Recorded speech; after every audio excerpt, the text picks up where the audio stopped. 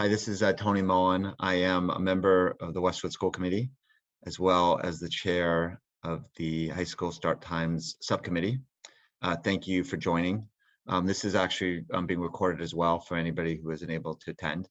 I'm joined today by Dr. Judith Owens, as well as Superintendent Emily Parks. So today we're going to focus mostly on Dr. Owens' discussion of adolescent sleep and the impact of start times. But before that presentation, Superintendent Parks is going to spend just a couple minutes giving a bit of an overview of the process that we're going through here in Westwood. Great. Thank you very much, Tony. I'm going to share my screen. I think you should be able to see this now. Tony, are you able to see the slides? Yes. Yes. Okay, great. So thanks very much. So just to give people a sense of the context for tonight's presentation, the district has what we call the Westwood Public Schools Strategy for District Improvement. And that plan has four sort of major buckets, big areas that we're working on as a district. And one of those areas is a healthy and supported school community. And so an action step that we took related to that big goal is to start thinking about this issue of adolescent sleep and school start times. And so this year, the school committee and I formed a subcommittee to consider potential changes to our secondary start times beginning in the 2023-2024 school year. And I think that's a really important point that I want to emphasize, that we're thinking about this now. With it in mind that we would have lots of lead time before any change was made that would clearly impact students and families. We want to make sure that we have a good opportunity to have some community discussion and have some process around any change that ultimately is enacted. So the Start Time Subcommittee is exploring the feasibility of shifting the start time at the high school until after 8 a.m. The Start Time Subcommittee is sort of a representative group of folks. So Tony Mullen from the school committee is on it. We have some the high school principal, the middle school principal, an elementary principal, Donna Tobin, our wellness director, teachers, students, parents, and administrators. So lots of different perspectives looking at this issue. Just to frame things up a little bit, so there are several other districts in our area, actually in our athletic league, who have already made this shift to later start times. And so I have here on the screen, sort of in descending order from latest start time to earliest start time, the different high schools in the Tri-Valley League. And you can see that Westwood's start time, which is 7:25 a.m., is the earliest start time in the TVL. And you can see those start times range anywhere from 7:25 to Dover-Sherburne, which I think maybe 2 years ago, if I recall, I could be off on that, but a couple of years ago went to an 8:35 start time.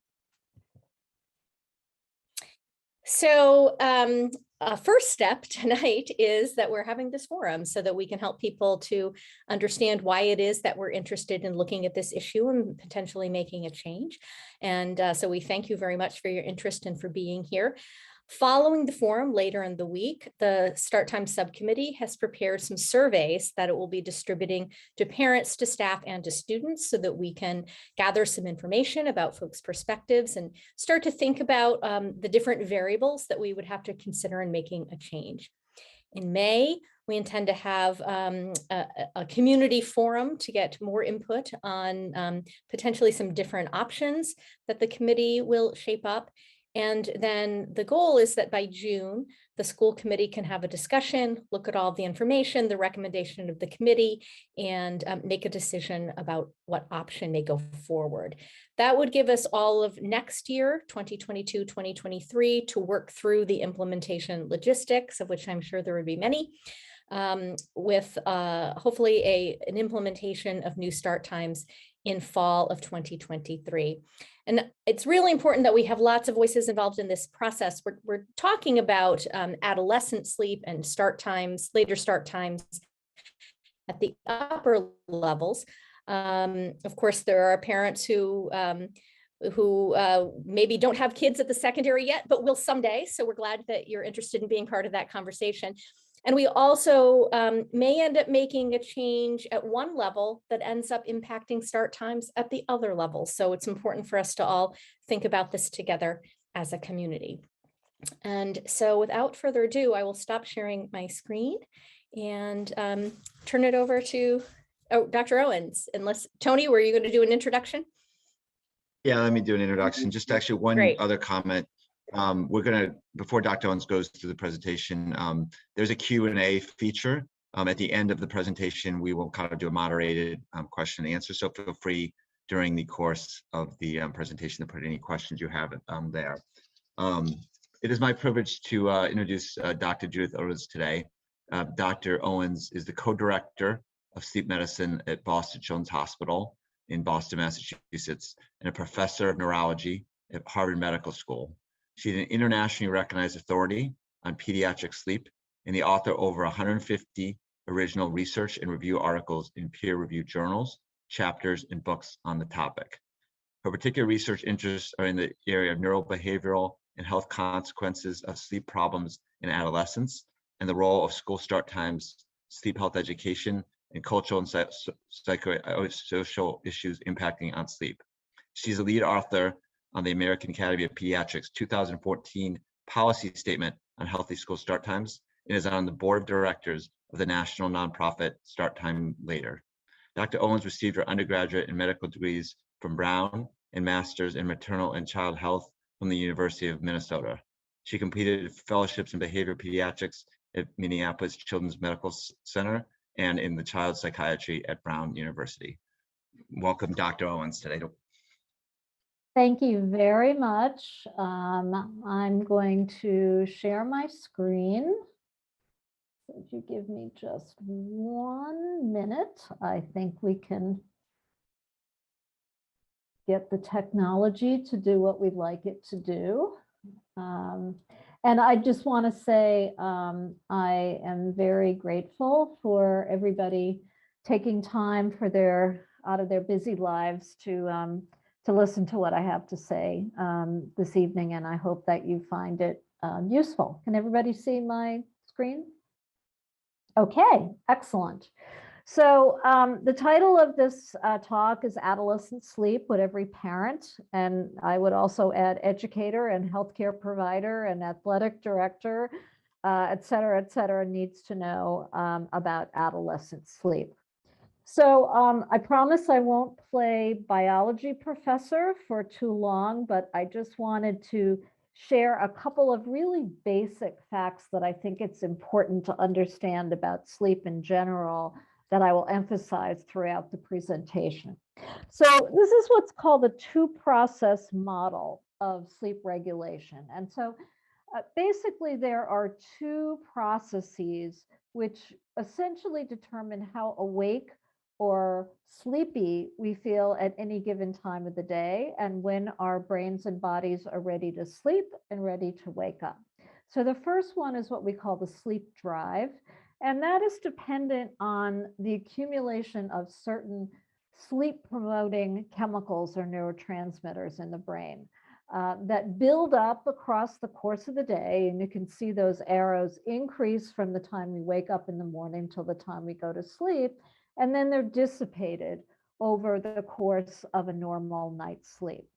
Now, the other process, which is very important in determining alertness and sleepiness, is what we call the circadian drive towards wakefulness. And you've probably heard about the hormone melatonin, which is essentially a biomarker of the circadian system.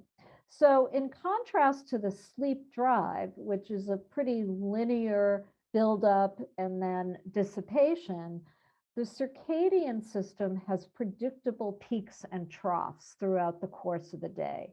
So, for example, between 3 and 5 in the afternoon, when many of us reach perhaps for a Diet Coke or a cup of coffee, that may be because our circadian rhythm, our alertness level naturally dips at around that time. Now, the other really profound dip of the 24-hour day in our circadian alertness is between 3 and 5 in the morning when most of us are asleep. But I want you to imagine as we go through the development of adolescent sleep, all this whole graph moving 2 hours later. And hopefully you'll start to appreciate what the consequences of that are. Now, this is a schematic representation of the circadian system. And what's important to understand about this is, number one, that light and darkness are very important in helping to synchronize our circadian rhythms. And number two, the other point that is really relatively recent information, and in fact, this won the Nobel Prize in Medicine a few years ago, is not only is there a circadian master clock in the brain, but there are circadian clocks in every cell in the body.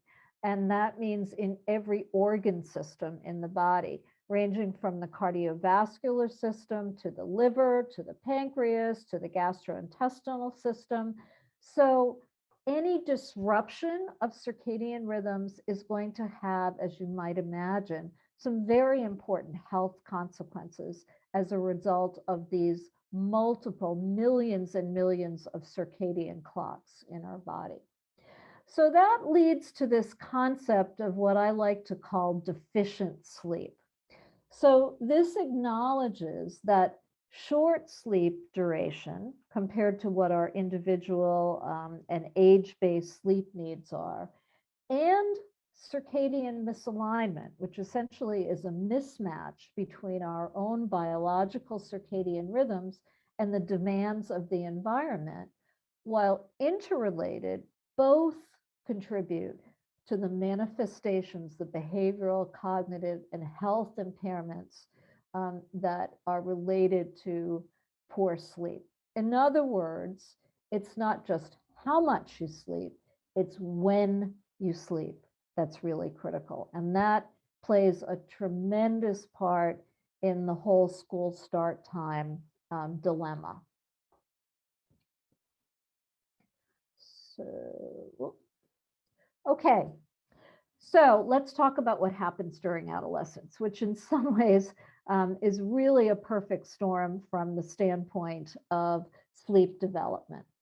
So first of all adolescents experience what is a normal, developmentally appropriate shift in their circadian rhythms with age, but particularly in association with the onset of puberty, leading to them becoming so-called night owls. And that puberty part is really important because what it means is that many students in middle school who are going through puberty also experience the same shift in not only fall asleep time, but wake time. So this results in this biologically based shift or delay of up to several hours in the natural normal fall asleep and morning wake times. Now, in conjunction with that, that sleep drive that I mentioned earlier slows at around the time that adolescents go through puberty, which essentially makes it easier for adolescents to stay up later. So you have both of these processes collaborating, if you will, to move those bedtimes, fall asleep times later. Now, on a practical level, due to these factors, it's very difficult for the average adolescent to fall asleep much before 11 p.m. on a regular basis. And here I would introduce the concept of the forbidden zone. So this is in the hour or so before our brains are ready to fall asleep, we have a circadian-based surge in alertness. We all experience this to one degree or another that probably allows us to stay up a little bit later in the face of an accumulating sleep drive. But if someone tries to go to sleep during that forbidden zone, it's going to be much more difficult. So the bottom line is that adolescents can't make themselves fall asleep earlier. And just as an example, in order for high school students to obtain the recommended amount of sleep, which is about 9 hours, 8.5 to 9.5 hours, at a 7:30 start time, they would need to fall asleep by 9:30. And that's a very tall order for the vast majority of adolescents. Now, of course, there are a number of competing priorities for sleep, including homework, after-school employment, extracurricular activities, social networking is a big one. But keep in mind that this circadian phase delay that I just described can be further exacerbated by this evening light exposure, essentially between dusk and bedtime, because light suppresses the brain's release of melatonin, which is the very important hormone that helps us fall asleep.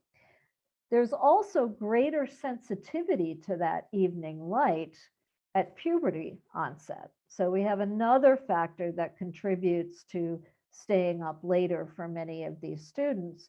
And in particular, blue light from screens, TV, computer, e-readers, is one of the most important features that can shut down or delay the brain's release of melatonin to help you fall asleep. So there clearly is an environmental component here as well that needs to be taken into consideration in educating students about how to get to sleep. In addition, many adolescents consume caffeine and other stimulants. It's estimated that up to 30% of teens use energy drinks, and that in fact, feeling sleepy and trying to reduce that daytime sleepiness is one of the major drivers of caffeine consumption in that age group, which of course in turn leads to more difficulty falling asleep and more disrupted sleep. So it becomes a real vicious cycle. Now, of course, what many adolescents do is they sleep longer on the weekends. So it's this phenomenon which we call weekend oversleep, which is purported or intended to make up sleep that's lost Monday through Friday.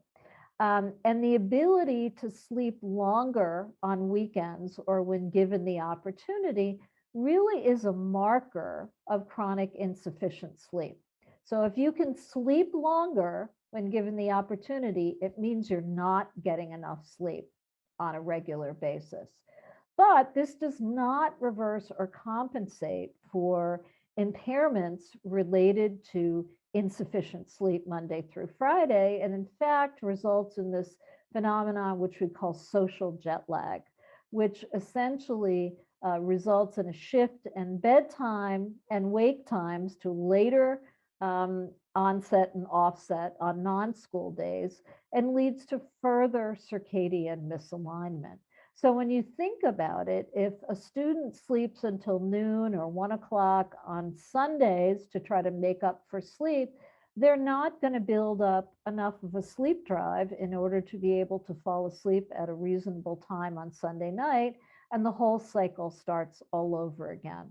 So this is essentially resulting in a permanent state of jet lag. And we know that adjustment to jet lag, particularly in going the eastward direction, takes about 1 day per time zone crossed. So the effects of this back and forth circadian misalignment weekday to weekend persists for at least 3 days into the week, and then the whole cycle starts all over again.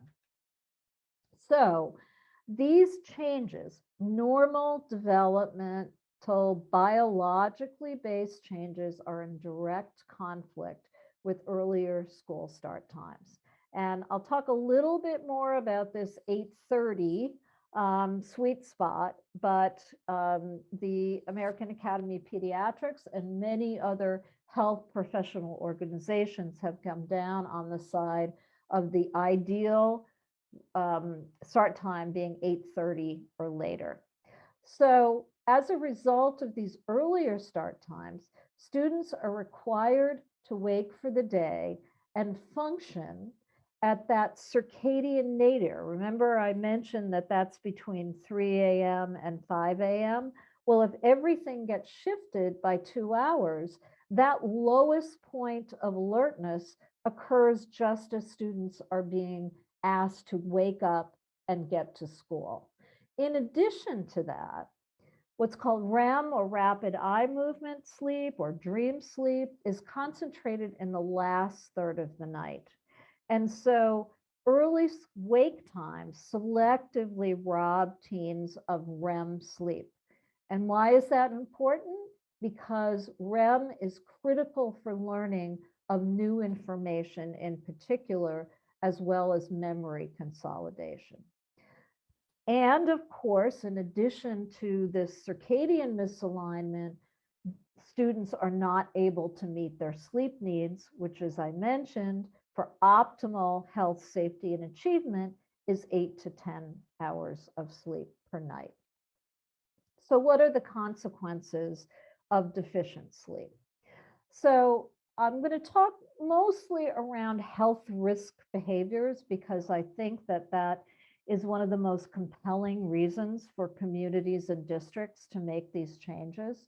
So there have been multiple cross-sectional and longitudinal studies which link deficient sleep and health risk behaviors.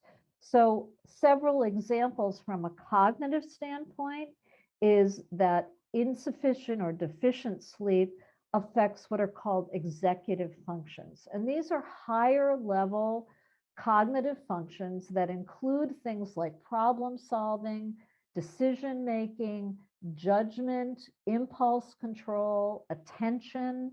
Obviously very, very important for academic success as well as life success. There's also a negative impact on emotional regulation. So some of what we describe as sort of normal teenage angst may actually be more related to deficient sleep than hormones per se. And finally, there's impaired what is called reward-related decision-making. So people who are not sleeping enough or otherwise have deficient sleep tend to take more risks because they perceive less in the way of negative consequences for that risk behavior. And obviously that becomes very important when we talk about things like substance use, alcohol use, and other kinds of risk behaviors in teens. So I would just point out that there's also a very powerful relationship between obesity and insufficient or deficient sleep. And the less sleep you get, the higher your risk for obesity. And anyone with what's called an evening chronotype, so who's sort of a natural night owl, that's also associated with increased obesity risk. And there are other factors around sleep, like having irregular sleep schedules, like I just described most teenagers have. And there's a number of different contributory factors, including changes in appetite regulation and insulin resistance. People who don't sleep well tend to eat more. They tend to eat higher calorie foods and higher fat and carbohydrate foods. Eating patterns may be affected. So many adolescents don't eat breakfast and take the majority of their caloric intake in the evening, which also contributes to weight gain. If you're too tired to exercise and you have more sedentary behavior, that's going to increase the risk. And there may be sleep-related impairments. So people who are sleep deprived because of those executive functions I mentioned earlier tend to make less good decisions about nutrition and eating patterns that may further contribute to obesity. We also know that short sleep duration is associated with increased what's called cardiometabolic risk. So that means an increased risk for type 2 diabetes and changes in lipids, high blood pressure, and circadian misalignment is associated with type 2 diabetes risk in adults, for example. And so both deficient sleep and obesity, which are related in themselves, both of those independently and together have direct detrimental impact on cardiovascular health, metabolic function, and systemic inflammation. So I bring this up to emphasize that there may not be just short-term consequences to 4 or 6 or 7 years of insufficient sleep at a developmentally vulnerable time, but there may be long-term consequences for cardiovascular and metabolic health in these students as well. We also know that there's a relationship in terms of immune function between sleep and immune response. So short sleep is associated with susceptibility to and slow recovery from infections. So studies have suggested that a shorter total sleep time in adolescence is associated with increased frequency of common infectious diseases. And furthermore, short sleep duration is also associated with poor antibody response to vaccines, which is something that, of course, has become a huge issue during the whole COVID pandemic. So I want to just point out that the major causes of death in adolescence in the United States is unintentional injuries, which include motor vehicle accidents. And the third highest cause of death is suicide in this population. And why is that important in terms of sleep? Well, this was one particular study I was involved in Fairfax County, Virginia, which is the 13th largest school district in the country. And in a large sample of high school students, almost 40% had insufficient sleep. And the higher in grade they got, the higher the percentage. So it was 56% of the 12th graders were getting less than or equal to 6 hours of sleep. And in terms of the percent who were getting optimal sleep, only 3% of the 12th graders fell within that category. And furthermore, 40% of those teens who were getting 6 or less hours of sleep reported symptoms of depression. And not only that, but almost 3 times as many students in that category of getting less than or equal to 6 hours reported alcohol use in the past 30 days compared to those who are getting an optimal amount of sleep. So real world consequences here to consider. Yep.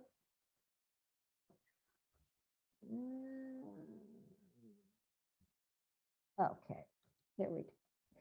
So just to give you an example, so 11%, this was a Center for Disease Control data, of 12 to 17-year-olds used illicit drugs in the past months across the US. 10% used alcohol in the past month, and 18% had smoked cigarettes, self-report in the past month. In comparison, so this is more data from something called the Youth Risk Behavior Survey, and you may administer that in your school district because it's quite common across the country. So in comparison to those numbers above in red, 37% of those who are getting 7 hours of sleep reported tobacco, alcohol, or marijuana use. So much higher percentage engaged in these health risk behaviors. Now, a particular area of interest in mine is drowsy driving and motor vehicle accidents. So 2/3 of accidental injury fatalities, the #1 cause of death in adolescents, are related to road crashes. And a number of studies have shown that a substantial percentage of adolescent drivers report drowsy driving. And in a study that we did, almost 50% of the adolescent drivers we surveyed reported drowsy driving. And every hour less sleep on school nights compared to a sleep duration of at least 8 hours was associated with a significantly increased risk of drowsy driving. Now, in addition to just driving drowsy, there are also related risk behaviors. And this was a very interesting study that surveyed over 50,000 high school students about injury risk behaviors, comparing those students who were getting less than 7 hours versus those who got 9 hours.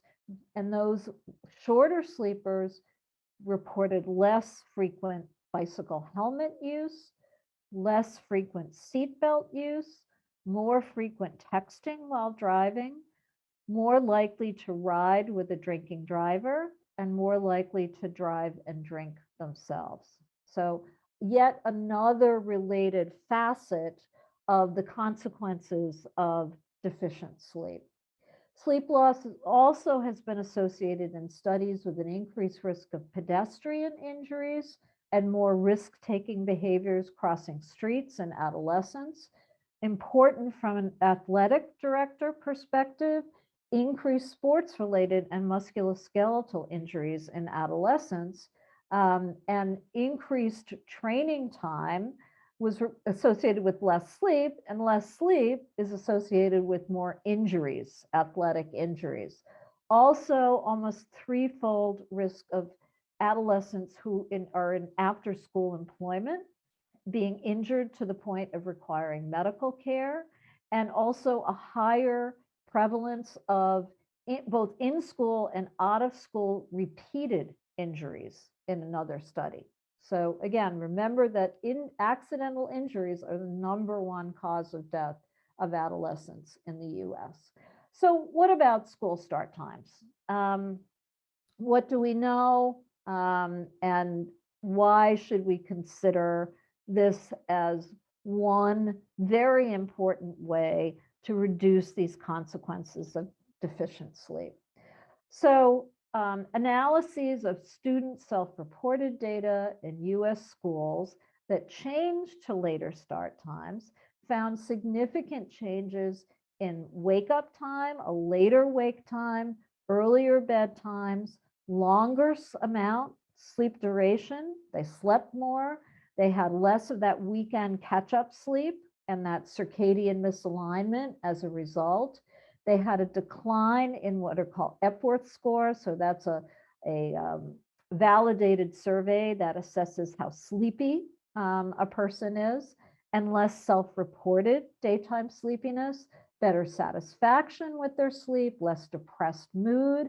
And that is a very important finding that virtually every study that has looked at later school start times has found that decline in depressed mood. And remember that suicide is the 3rd highest cause of death in the adolescent population in the US, and even more time doing homework.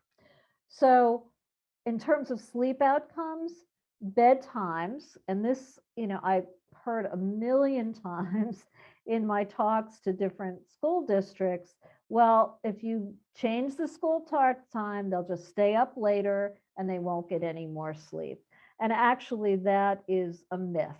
And in fact, bedtimes remain similar or shift very slightly later, but that is more than offset by the delay in morning wake time.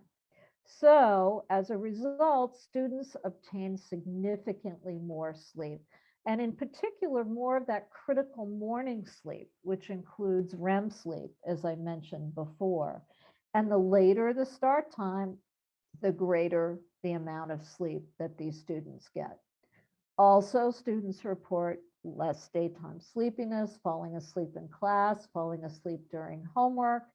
And it does appear that 8:30 or later, and that may not be achievable, I certainly understand in all school districts, but may represent the sweet spot in terms of both allowing students to get more sleep, the sleep that they need, and also aligning their wake time with their natural circadian rhythms, and thus allowing them not only to function better in school, but to also be healthier in general.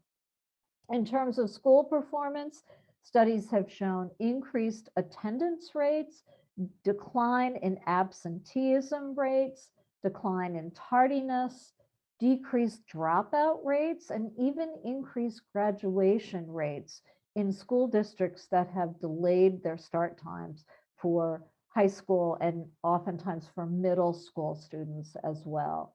First period grades, as you might imagine, tend to improve most dramatically, but overall, studies have suggested that in many instances, there's an increase in grade point average and even in higher standardized test scores in those schools with later start time. And in addition, delayed school start times are associated with improvements, as I mentioned, in mood, feeling depressed or unhappy, in health, decreased visits to the school health center. And I just highlight these safety studies because I think it's really important to understand the impact on motor vehicle accidents. So in an older study in Kentucky, in one district that changed their start time from 7:30 to 8:40, the percent of teens involved in car crashes decreased in that district by 16% versus a 9% increase in the rest of the state. And several studies in Virginia compared two very similar districts in terms of socioeconomics and demographics, one of which started at 7:20 and the other at 8:40, and they found a 40% higher motor vehicle crash risk rate in that earlier starting school. A study by the Centers for Disease Control found a reduction in crash rates in 16 to 18-year-olds by as much as 65 to 70% in certain states, which is an astounding, from public health perspective, you almost never see an intervention resulting in that kind of dramatic effect. And we did a study in Fairfax County Public Schools several years ago, in which we found a significant decrease in crash rates in Fairfax County compared to a slight increase in the rest of Virginia, which amounted to approximately 120 plus fewer crashes in that particular district. This was an interesting study that just shows some of the potential economic benefits of changing school start times. So this was a macroeconomic modeling of states across the US, and I will make the caveat here that this predicted that if there was a statewide change from their current school start times to 8:30 versus what they were currently at, that the benefits of the later start times far outweighed the immediate costs, which they estimated to be mostly because of busing or some infrastructure changes, to be about $150 per student per year, plus $110,000 for infrastructure. And they used projected student lifetime earnings due to an increase in high school graduation rates and students being more likely to attend university. Plus, they added in the financial benefits of reduction in adolescent car crashes.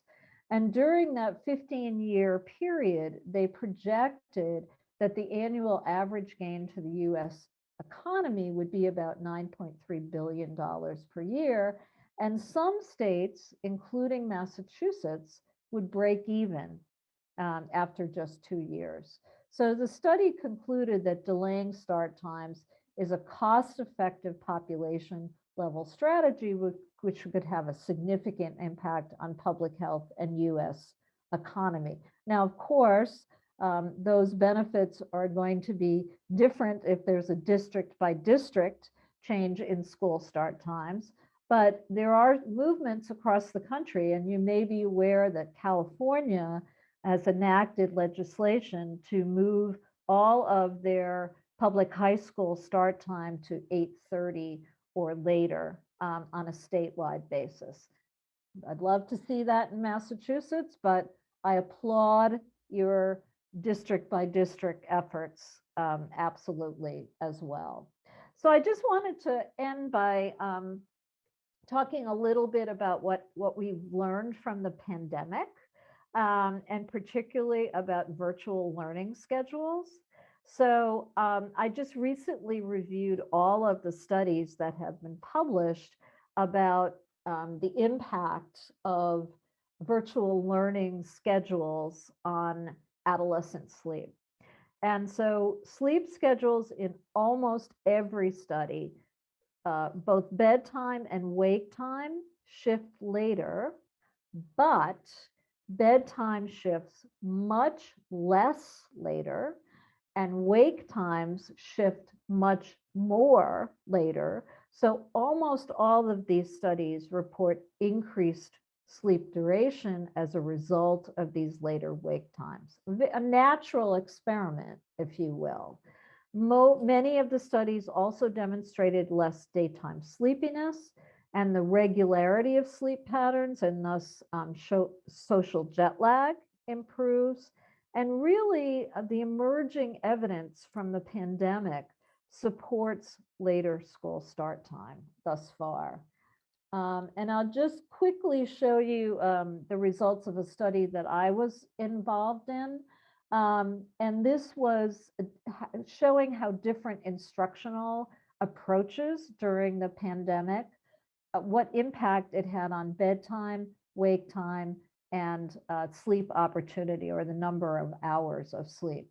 So as you can see, for the in-person learning, which are the red bars, so bedtime was slightly later or slightly earlier in the in-person, but the wake time, and this compared online learning, either synchronous, so students were expected to be at a certain place at a certain time, versus asynchronous online learning, which had a much more flexible schedule. So you can see that the wake time was significantly earlier for the in-person students, and the sleep opportunity, again, those red bars with the blue arrows, was significantly later for the in-person students. So wake time was later, with later start times, and wake time was about 70 minutes earlier, so more than an hour earlier, for those students who were strictly in-person instruction. So a little bit more nuanced look at this, but again, all pointing in the same direction, that later start times, allowing students to sleep in later, and does not result in later bedtimes, later wake times, but really results in a greater sleep opportunity. I wanted to say a couple words about elementary school start times, because that's one of the issues that I run into, and oftentimes parents have questions about this. I will say that we know less about sleep patterns and sleep needs in that elementary school age population, but we do know that sleep needs seem in that group, and the younger they are, the more sleep they need. But in that kind of 6 to 10 age range, they need about 9 to 12 hours. And their circadian preference, in direct contrast to the adolescent population, is that they are much more likely to be morning larks. In other words, naturally go to sleep earlier and naturally wake up earlier. Now, things that adversely impact adolescent sleep patterns also can contribute to younger kids' sleep patterns. So that really calls for education for both parents and children about the importance of good sleep habits.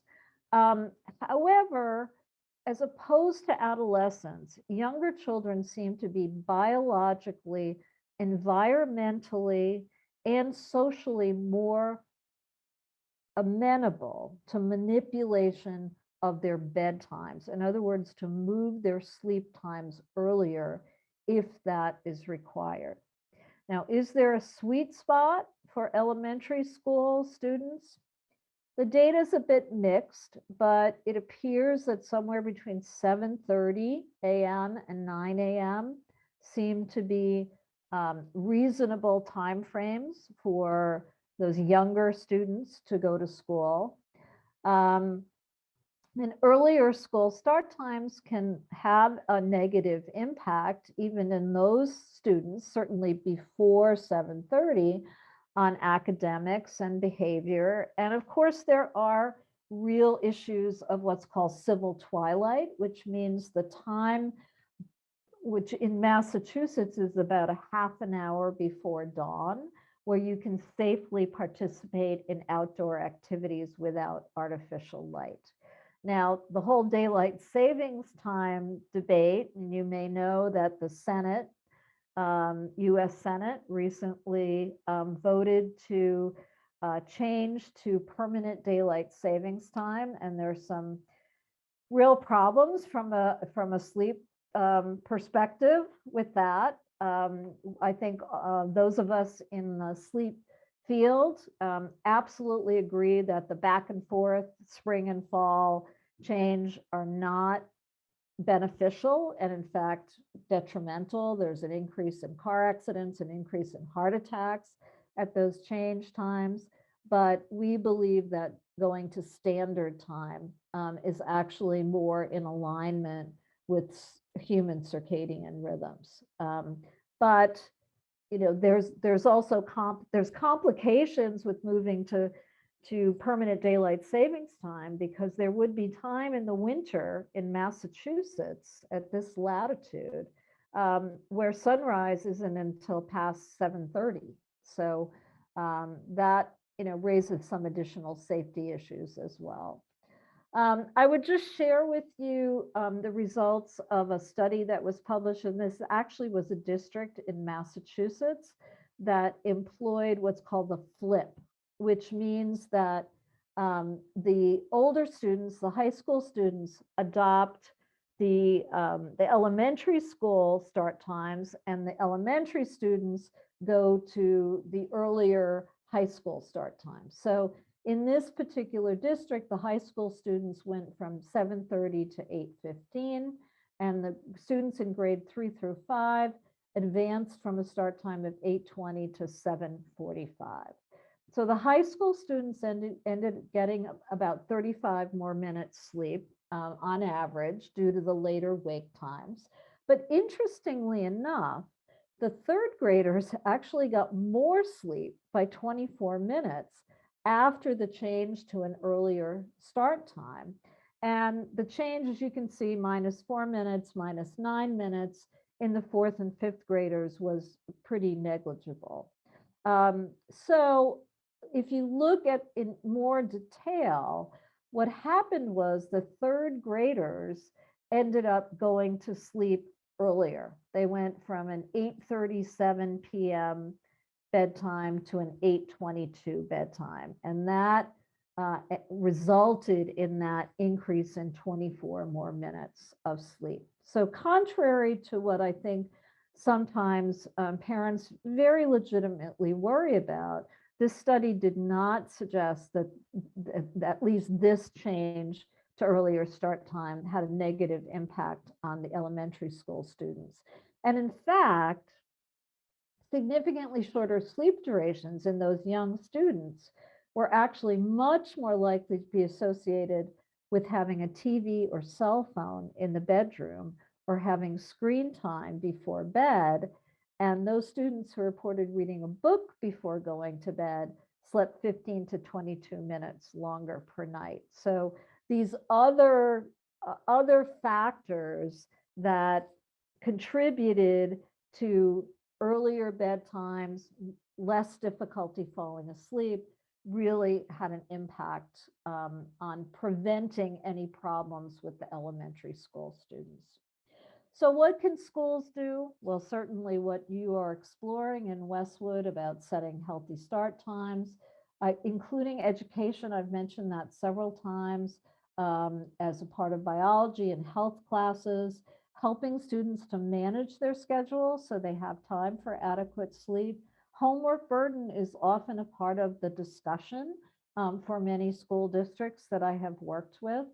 Buffering early start times by setting limits on evening activities at school, as well as early morning or late evening athletic practices, for example.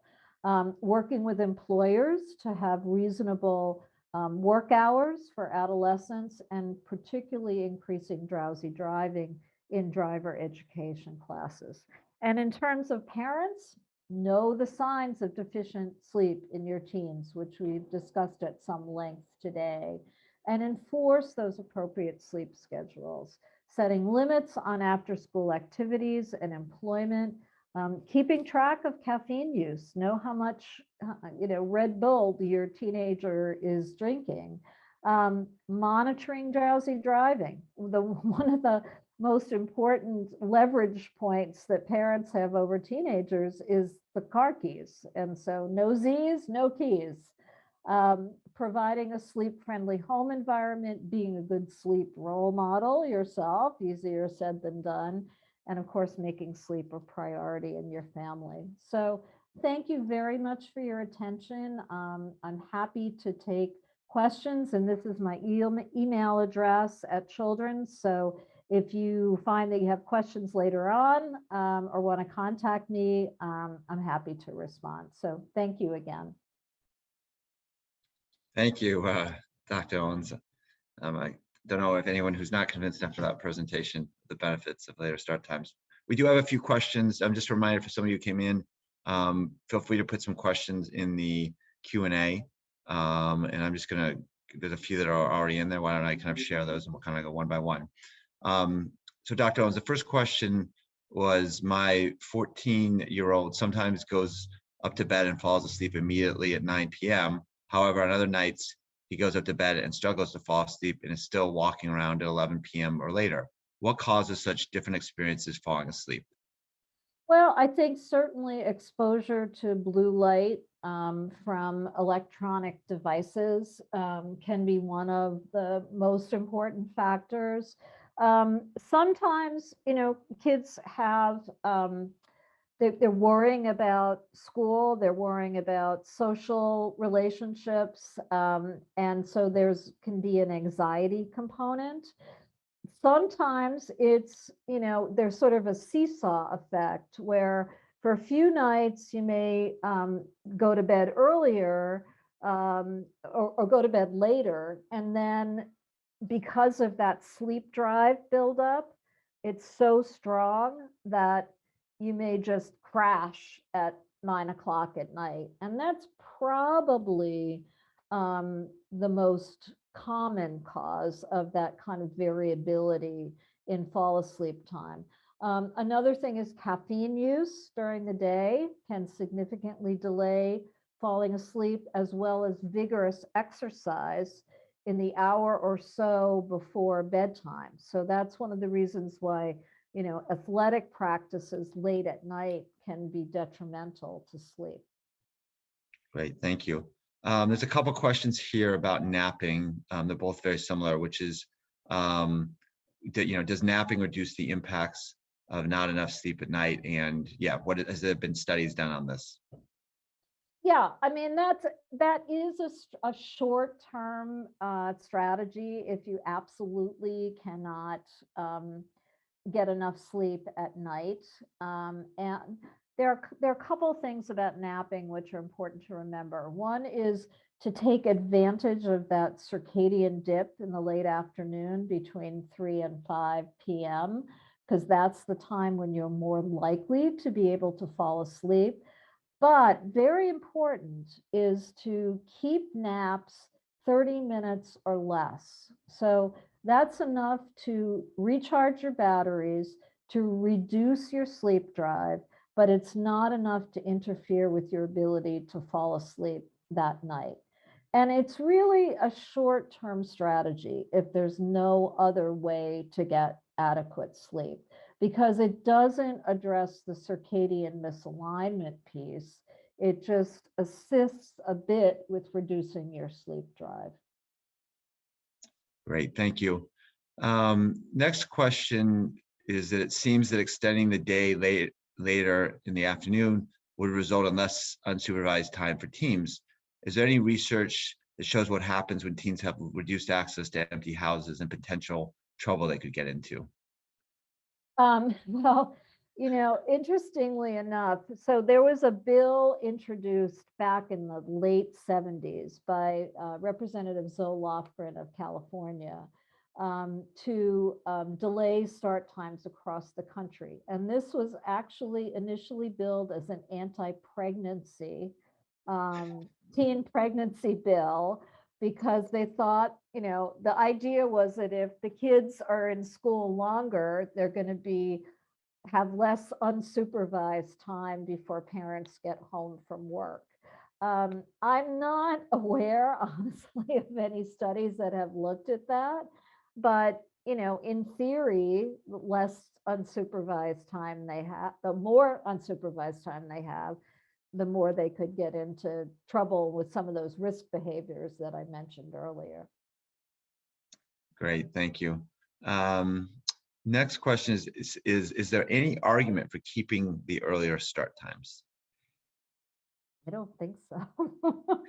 Not from my perspective. I mean, and I don't mean to be facetious. I know that this is a challenge for districts, and I've talked to hundreds of school districts around the country and around the world for that matter. And I know that change is hard. Status quo is, always the most appealing choice. But the way that I look at it is, if you knew that there was asbestos in your teen's school building, you would absolutely say, we've got to remove that. You would not for a minute as a parent think that that was okay, an okay risk.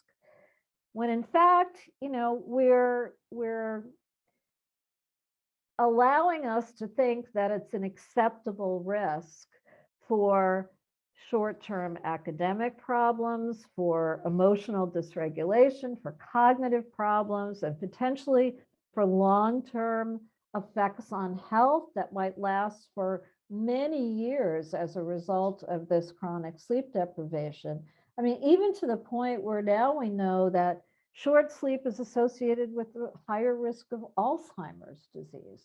So, you have to weigh the consequences against what I think for the vast majority of districts is short-term pain. Parents need to adjust their work schedule sometimes. Childcare is an issue.